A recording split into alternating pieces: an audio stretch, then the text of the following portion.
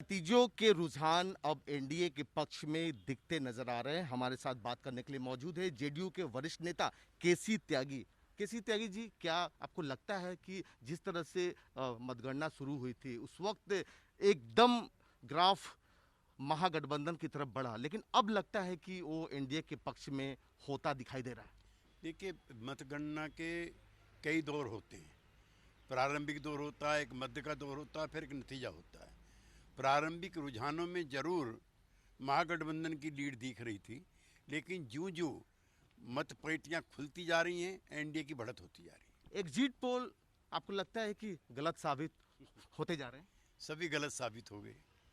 जो लोग कल शपथ दिला चुके थे मुख्यमंत्री पद की, वो गलत उनके आंकड़े साबित हुए। हम पहले दिन से ही आश्वस्त थे कि 15 वर्षों में हमसे कोई गलती नहीं हुई है। हाँ, महामारी का जो महासंकट था, जो आर्थिक संकट था, उसने जरूर गरीब जनता को परेशान किया, लेकिन उस समस्या से भी निपटने में हमारी सरकार ने बहुत काम किया। त्यागी जी, आप मानते हैं कि इस चुनाव ने तेजस्वी यादव को एक बड़ा नेता बना दिया? उनकी सीटों की संख्या कम हुई है। अगर वो 100 के पार अपनी पार्टी को ले जाते तो मैं मानता कि उनको बड़ा नेता बना दिया। और दूसरा ये, वो विपक्षी दल है। उनके पिताश्री की पार्टी की 15 साल तक वहाँ सरकार रही है, इसलिए वो पहले से भी घट करके संख्या बल उनका कम हुआ है।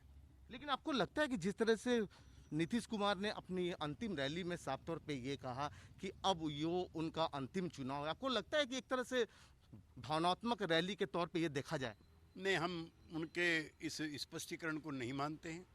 पार्टी तय करेगी, और पार्टी का मानना है कि उनकी सेवाओं की अभी भी आवश्यकता है। लेकिन अभी मतगणना का काम बहुत तेजी से चल रहा है, लेकिन साफ तौर पे ये कहा जाए कि देर रात नतीजे आएंगे, जीत पक्की है एनडीए की? हम ऐसा मान करके चलते हैं। आपसे बात करने के लिए शुक्रिया।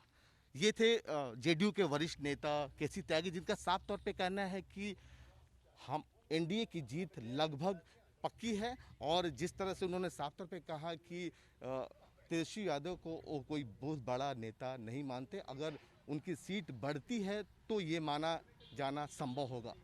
कैमरामैन रोहित के साथ पुष्कल, भारत समाचार, दिल्ली।